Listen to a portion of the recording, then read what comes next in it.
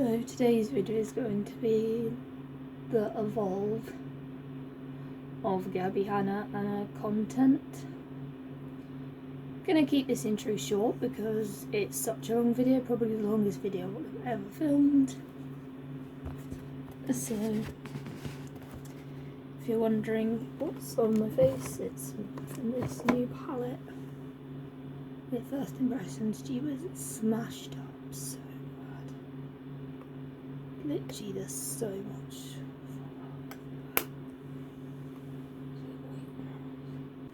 That will be coming on my channel. Started a series on my channel called the Evulove, which, if you saw my first video, was me analysing lifestyle content. This is where I analyse a person and their content, what trajectory they're heading, even a brand, and if you enjoy me doing these, then I can do more. And if there's any person you want to talk about, comment down below, because I'm interested to analyse absolutely anybody.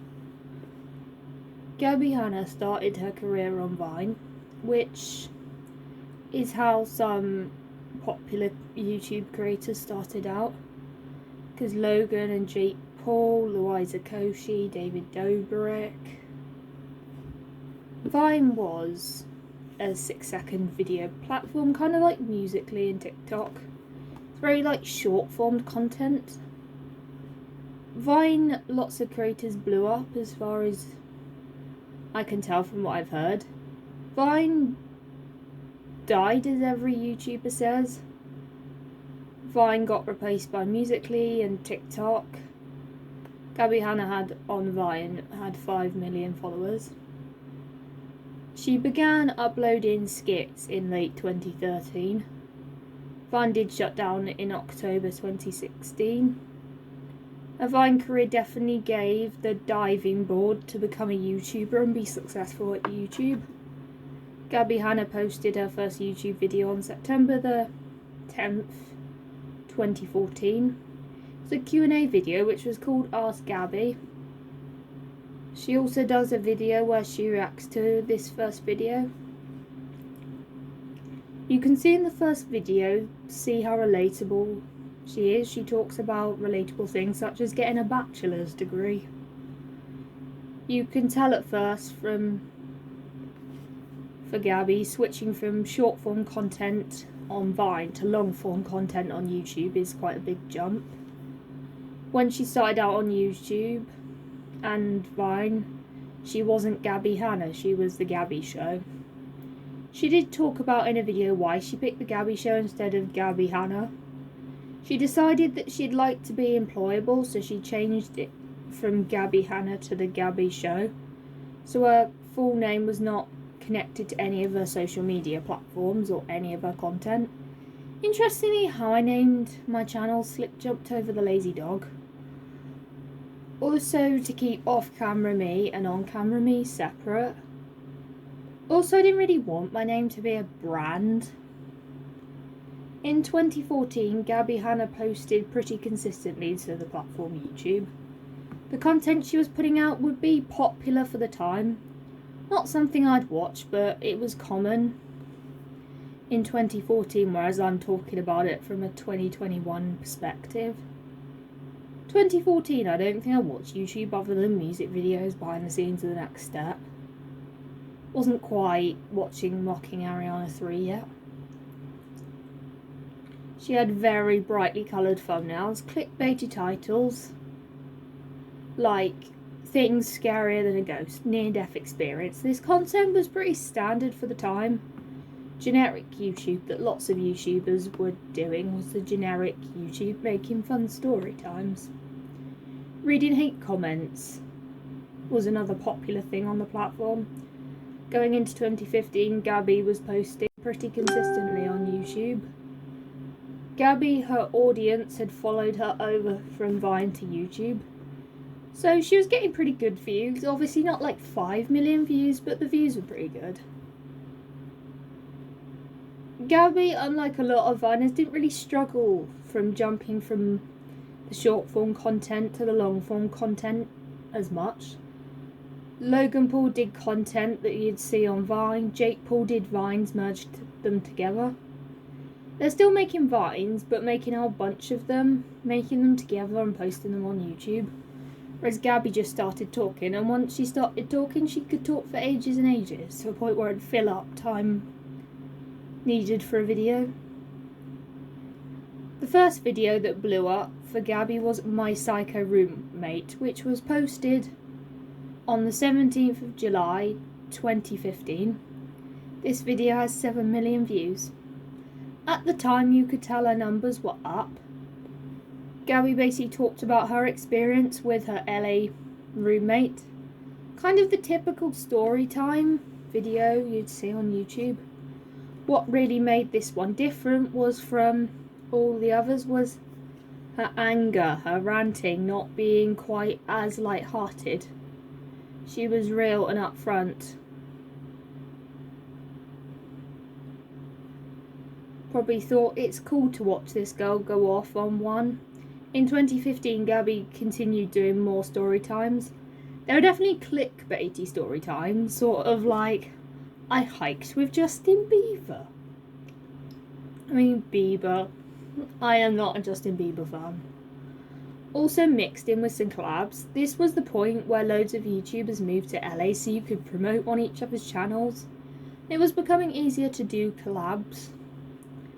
Random videos like DIYs, drugstore makeup tutorial, pretty standard content on YouTube for the time.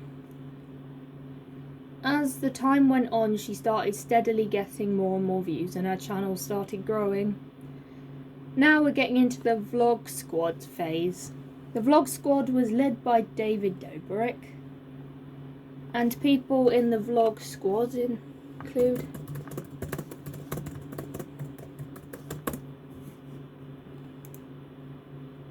gonna try and pronounce everyone's name. Josh Nass, Natalie Merinda, Josh Peck, Hodge, Heather, Maria, Toe Scottswell, Lily. You get the drift. I can't pronounce most people in the Vlog Squad. Toby Smith, Gabbie Hanna, Liza Koshy. It was made of former Vine stars. The Vlog Squad was a very good time for Gabbie in terms of numbers. 2015 to 2016, David Dobrik's content blew up. What came along with that was any of his friends and those associated with him started blowing up if they vlogged as well. Basically a large group of people who were former Vine stars and they just filmed their lives. Gabbie was in all of the videos. With these collabs, new people were finding David Dobrik. In return, people were finding Gabbie and the rest of the Vlog Squad. She also portrayed herself in these vlogs the same way she portrayed herself on her channel. Very loud and bubbly, outgoing. 2016 was definitely a shift for a lot of these Vine stars. In late 2015, early 2016, there was a shift in not only Gabbie's content, but all the Vine stars, in the sense of they started taking YouTube more seriously. They put a lot of time of focusing into growing their YouTube channel, gaining more of a following on YouTube. This was purely the fact that there was not much money to be made in Vine. Not as much fame to be made in Vine. There weren't as many money and opportunities as there was in YouTube. So they put more time into their YouTube content. Before that she was working on it, but you could tell she was not putting in 100%. Now it was full steam ahead, choo choo on the YouTube train. 2016 was the year where Gabbie had her first scandal, which was a joke stealing scandal. YouTuber made a video about her and accused her of stealing some tweets and stealing a bit from Louis C.K., which did not go down well, and I can't pronounce his name, you can tell. Gabbie does address this and talks about it. It's interesting how she talked about it, whereas with other scandals she didn't address it. She ended up stealing one of the jokes, the rest she said they were similar to. She owned up to the Louis C.K. stealing, and how she said she thought it was her own thing and realised it was not her own thing. It's hard to say if she took the joke or not. It's interesting in a sense. She said the same stuff she says today about constructive criticism.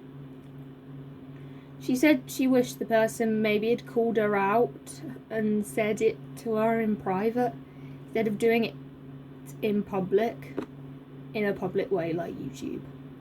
She criticised that person and said they weren't nice about it. My thoughts were on it: if they didn't call her out publicly, she wouldn't have addressed it on her channel. I'm glad she owned up to it, but she did criticise the person who called her out. 2016, there comes some changes to her appearance, but I'm not going to talk much in detail about that because it's not really the most relevant thing to this video. Though it did change up her content, she did create a lot of content around her physical change, from videos talking about her weight loss. By 2017, Gabbie was sitting at around 4 million subscribers. She was one of the biggest YouTubers on the platform, as well as the most well-liked. She'd go to VidCon. She was still kind of in David Dobrik's vlogs. Random story times mixed in with challenges like, my boyfriend does my makeup. My 9-year-old brother does my makeup. Random videos reacting. I only wrote a song using your tweets.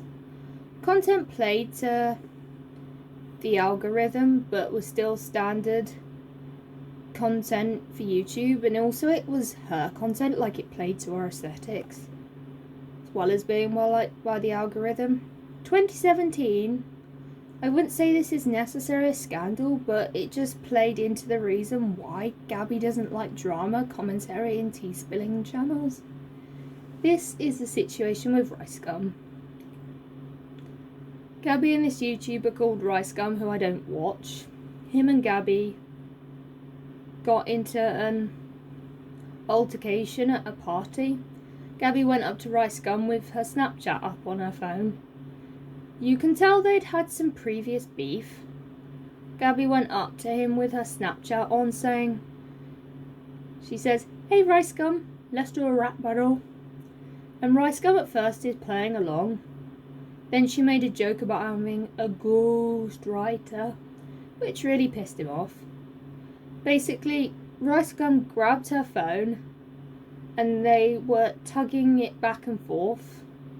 He ripped her phone out of her hand, he smashed the phone on the ground and left the party. Gabbie instantly made a Snapchat saying, "Rice Gum broke my phone. He hit me, he twisted my arm and he smashed my phone." How drama channels covered it is what they did was focus on the part of the story about, did he hit her? My opinion is that the YouTube community did allow Rice Gum to mock Gabbie. He couldn't have ripped her phone out without touching her in some way. The way the YouTube community allowed Rice Gum to mock Gabbie and make it seem like what Rice Gum did was okay, it was not great. Though he did a diss track saying he didn't hit her. He made mockings about Gabbie on Snapchat. This definitely played a part into Gabbie's distrust of drama channels. You can see anyway how everyone's like defending Rice Gum for taking someone's phone. Everyone was saying Gabbie's being overdramatic. Even if she was being overdramatic, he still was the one that took the phone. He was in the wrong. It gave the Rice Gum fans and people on that side of the internet a chance to enjoy picking on Gabbie. Makes sense why she doesn't trust drama channels. Get my teeth in.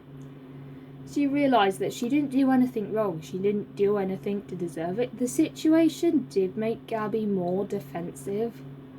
The joke stealing scandal was a big deal, but this situation was a huge deal because two main YouTubers were involved in the situation.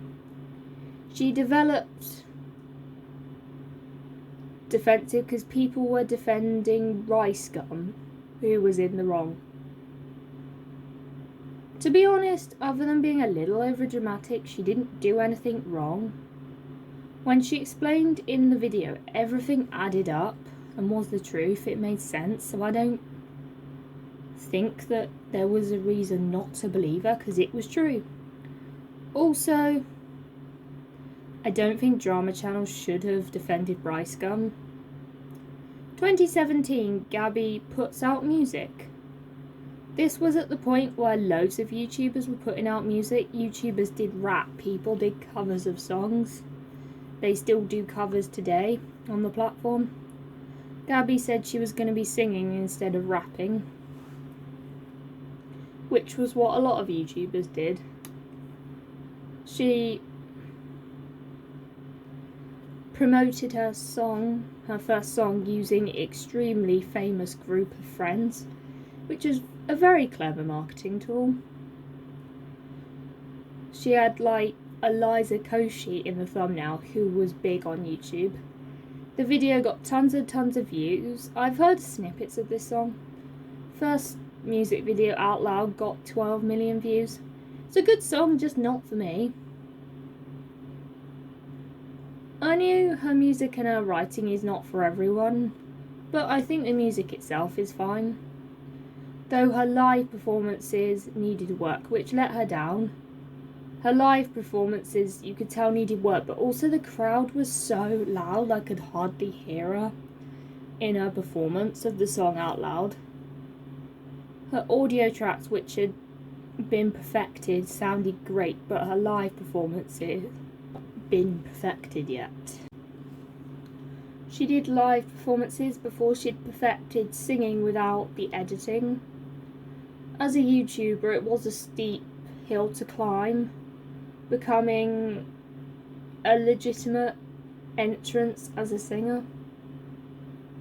And before she was ready and done proper vocal warm-ups and training and warming up her voice, which is important, she did live performances. With this first song, Gabbie had a ton of connections with the YouTube community. She was still friends with the vlog squad. She had tons of famous friends. Her music was widely supported within the YouTube community. She dropped the Gabbie show and became Gabbie Hannah to sound more professional, more serious. Gabbie definitely peaked in 2017. The peak was in 2017, which was the highlight of her career, which definitely, if you look at the highlight of her career across the whole of her career, is definitely 2017.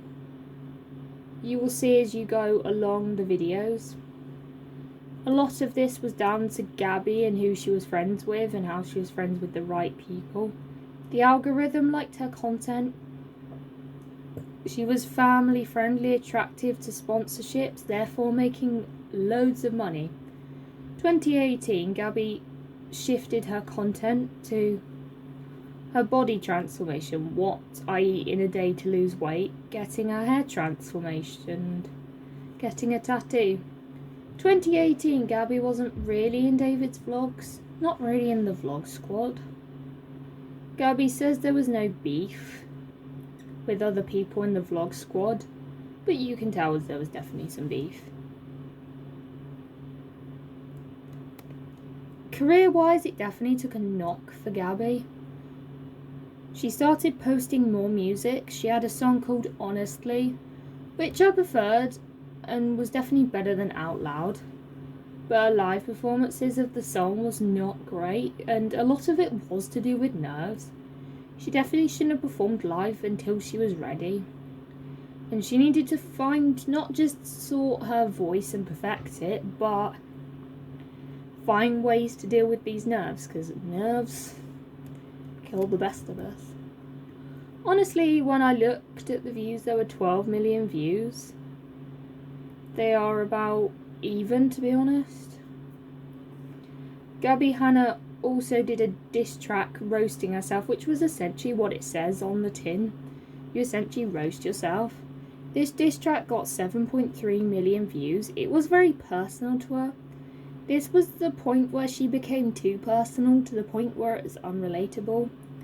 Her content at the start was very relatable. Now she's doing less relatable content. The unrelatability definitely caused some disconnect between Gabbie and her fans. When Gabbie started in 2014, there were loads of fans were young kids. Then her fans were 18, 19. Their preferences on content changed, which is fine. It's a normal thing because your YouTube audience grows and changes. Making content for younger audiences means that you will attract a really large audience, but they will age out of your content. What happened to Gabbie was that her fans who'd been there at the beginning really started to age out of her content. Gabbie still did very well in views. Even today her views are good. The views did drop from what they were in 2016 and 17. At the end of 2018, some things did go wrong. One of them being the monster meme. The monster meme was a big deal for Gabbie and her content. Gabbie did a song called Monster. Monster I thought was a good song, not as good as Honestly, but it got 11 million views. But there again, it's probably the most well-known song of hers. And that's annoying, I know. Gabbie did a Genius interview, which I'd never heard of until I was researching this video, which is basically where you explain what the meaning is of your song, the meaning behind it, and then you sing the song live.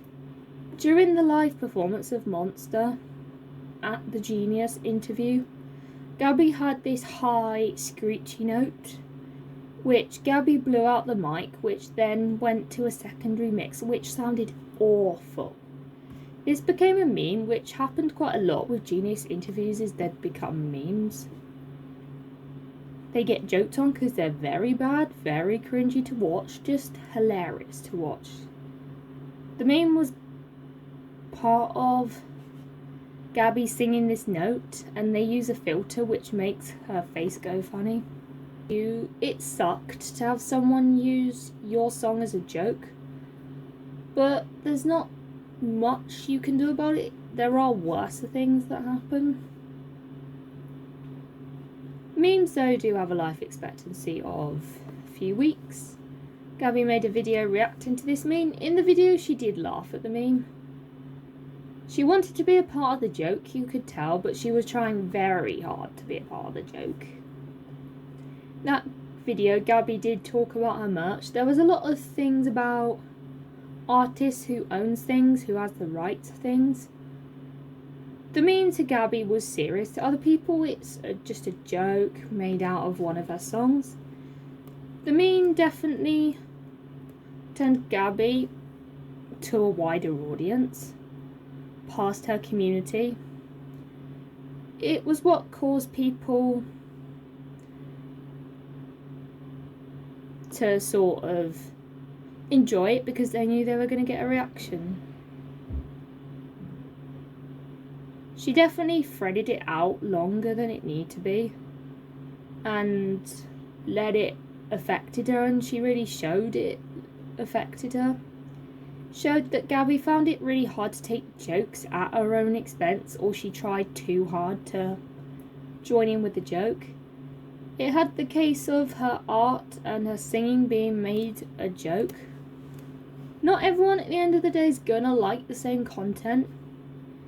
The memes showed how receptive she was to criticism. It's obvious that Gabbie took her writing and her music really seriously. She wanted to be known as Gabbie Hanna the musician rather than Gabbie Hanna the YouTuber. For a musician's perspective, that was the right way to deal with it, but from a social media perspective, that was the worst way she could have dealt with it. Because she fed into the memes so much, it fed the trolls. Because of the monster meme, it led people to dig deeper into her live performances, which really did need work. It was a case of, you're going to blame this on a mic, then what's this here where you're completely off key? People were definitely annoyed that she blamed it on a mic when she's not the strongest live singer. Gabbie worked with this guy on YouTube who is a vocal coach. She did a series with him where she worked with him and improved her voice. The live videos just continued to discredit her music. First song sounded good, but because nobody had heard her sing live, so this first song showed her voice, how good it was, and showed how on key she could be. The hook was catchy, kind of got stuck in your head, and even though it hasn't really happened to me. But as she started doing more and more live performances, and more music was coming out, and the Genie interview and the live performances just really discredited her music. Her music videos were slowly declining. None of her music videos reached the hype of the first one. The end of 2020 comes the Kenzie cosmetics scandal, which I'm not going to get too much into detail. Gabbie does address this in a video. To be honest, I do think that I'm not sure if the apology is good or bad. To be honest, for me it's fine, but she does have a young audience, so that is kind of frowned upon. And it's not really the best way to address it, and it contributes to her downfall. Because Gabbie was basically involved in a brush scandal. It's a brush company that said their brushes were worth $78, but you could get them for free if you paid shipping and handling, which was, from what I heard, $10. Gabbie, along with a few other influencers, promoted these brushes.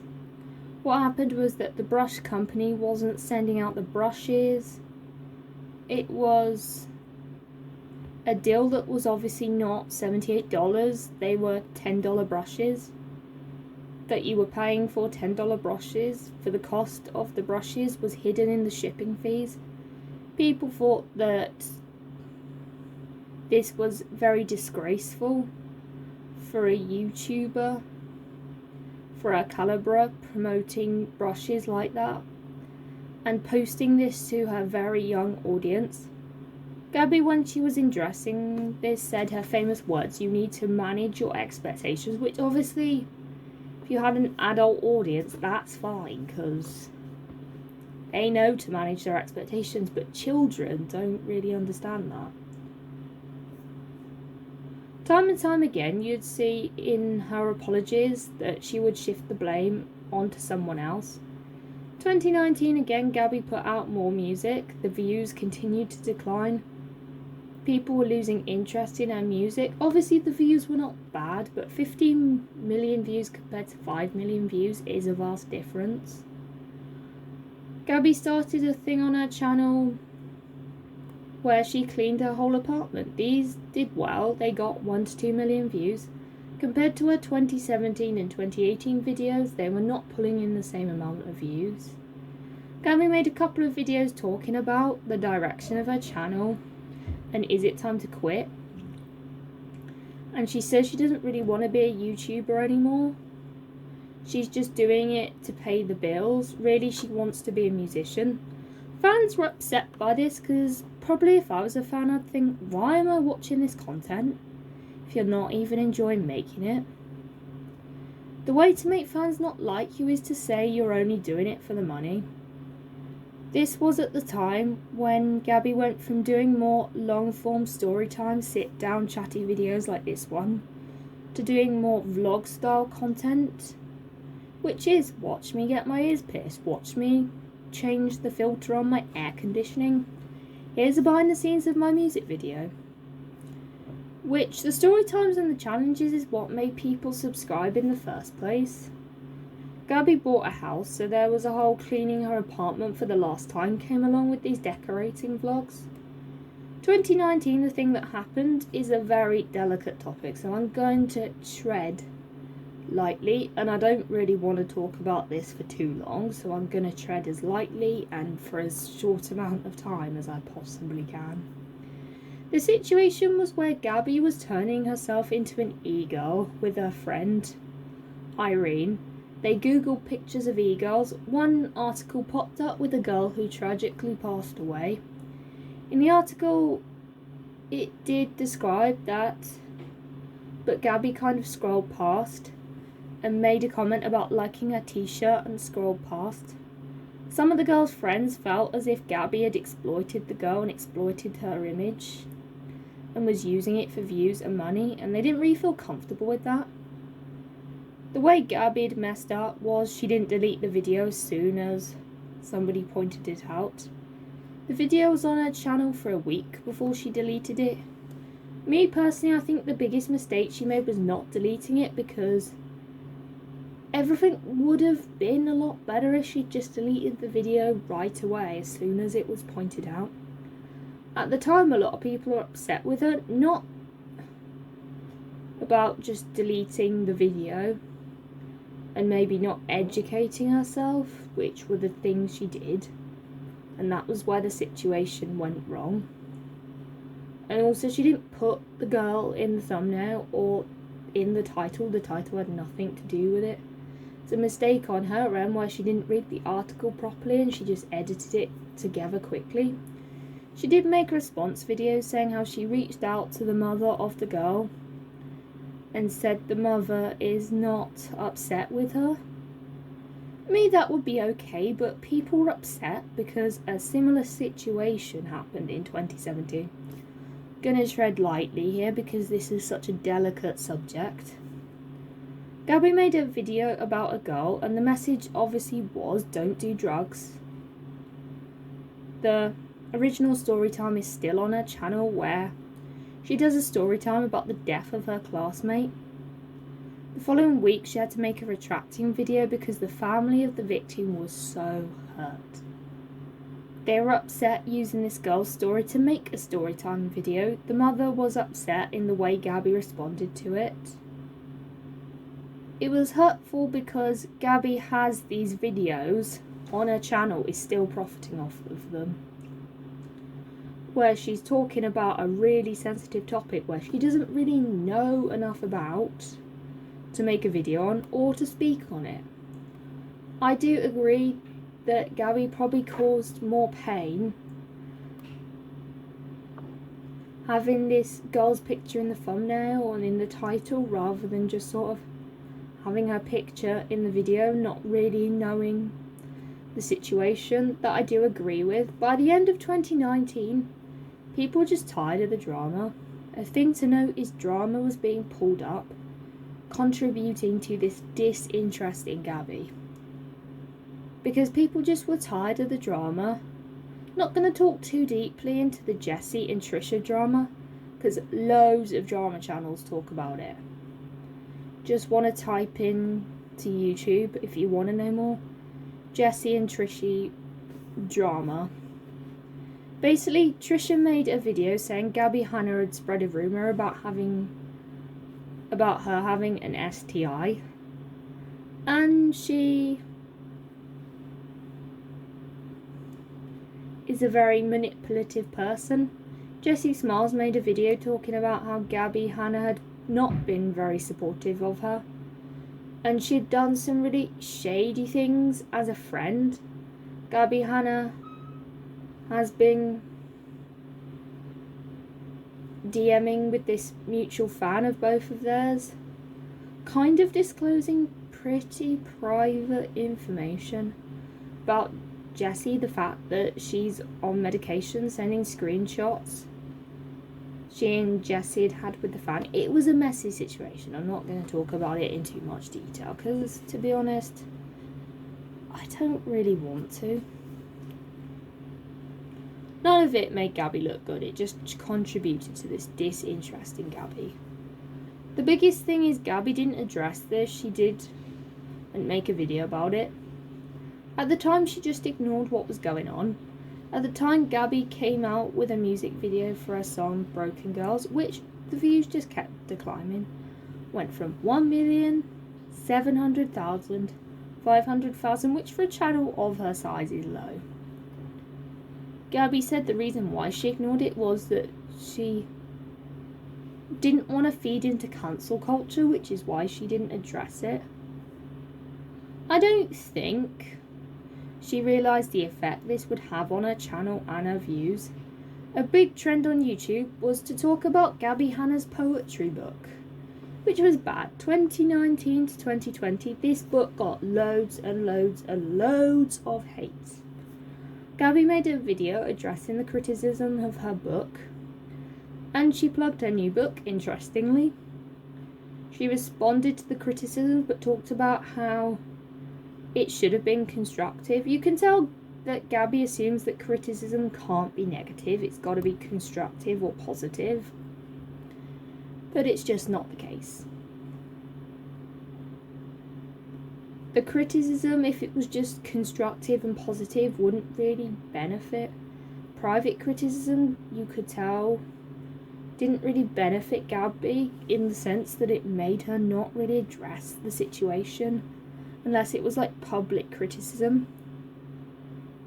Also, there was more scandals and more drama. It shows that Gabbie didn't take criticism well and contributed to the disinterest in Gabbie. She also shows that she couldn't tell where she went wrong. With the first video, you got Gabbie's version of events when she had no more evidence than Trisha or Jessie did. She didn't present this as this is my side of the story. She presented this as these are the facts. I didn't deserve the criticism. People were not interested because Gabbie didn't take accountability. Gabbie then posted her music video special. Her music videos were getting less views according to the analytics. And also they weren't trending. Her music videos weren't. They weren't on the trending page. The way Gabbie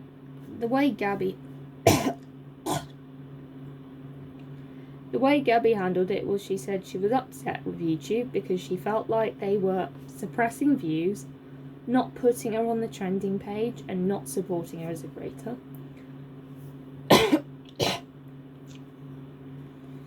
This comes across as being entitled, demanding to be on the trending page. But she has a lot of advantages that other creators don't necessarily have. Even the fact is, any of her music videos have been on the trending page. That's a fantastic thing to be grateful for. Gabbie was also upset about YouTube pushing drama content over her own content, which sounds entitled, but I don't really like it when YouTubers complain about not being on the trending page. The algorithm, I know, the algorithm has screwed creators over, and some stuff on the trending page shouldn't be on the trending page. With Gabbie, what she hated was drama and commentary channels saying stuff about her, because she'd say what they're saying is not true. She doesn't agree with it, which is fine, but don't victimise yourself. I hate it when people do that, and I'm not just saying that about only Gabbie doing it. I hate it when anybody does that. She was obviously offended about drama videos and that getting more views than her music videos. Gabbie made videos on her vlog channel talking about how YouTube is destroying her career, foreshadowing her not giving her the views she deserves. The decline over time, people just lost interest because they got bored of the drama. I have no interest in her content, to be honest. Like, the drama's boring. People got bored of the drama. Gabbie's channel analytics were like any other channel that peaked and then declined. So I hope you've enjoyed this video. Don't forget to like, comment, subscribe, and I'll see you in another video. Bye.